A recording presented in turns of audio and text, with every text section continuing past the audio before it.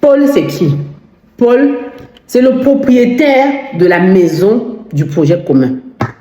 Oui, il s'appelle Paul. Aujourd'hui, je passais. Et chaque fois que je passe dans ce quartier, j'ai envie d'aller regarder la maison. C'est comme si un sixième sens me dit, va voir comment se porte ta maison. Je suis passée. Et quand j'y allais, j'ai vu deux petites filles sur la rue qui vendaient du sirop. Donc, deux petites filles ont mis la table et elles proposaient aux passants du sirop. Comme j'étais avec ma petite fille de 8 ans, je me suis arrêtée et je leur ai demandé, qu'est-ce que vous faites là? Elle me dit, on vend du sirop. Et les cerises qui sont dans l'assiette ici sont gratuites. Donc, le client peut manger les cerises gratuitement. Et le sirop, on le fait à 1 euro. J'ai dit, ok, servez donc ma fille. Tu veux boire quel sirop, ma fille? Elle me dit, le sirop de... Tu as pris quel sirop, Ivy? Tropical. Le sirop tropical. Ce qui a bluffé mon attention, c'est que deux petites filles, l'une a 8 ans, l'autre a 9 ans, se sont mis devant leur cour pour vendre du sirop et gagner un peu d'argent.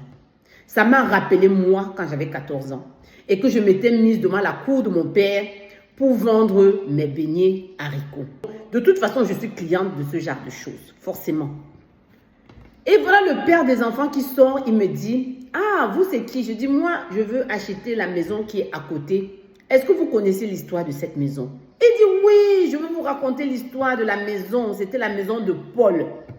Paul, c'était mon ami. Quand il ouvrait sa fenêtre, j'ouvrais la mienne, on se papotait un peu. C'est un homme qui a vécu là toute sa vie seul, jusqu'à ce qu'il rencontre son épouse, qui était maman de 3 enfants. Elle avait fait 3 enfants avec un Congolais. Et quand le Congolais, une fois est parti chez eux là-bas au Congo, on l'a rip. Donc c'est comme ça que la maman était seule avec ses 3 enfants métoches. Et ensuite, elle a rencontré Paul. Paul l'a donc épousé avec ses 3 enfants métis. Et Paul vivait donc dans cette maison.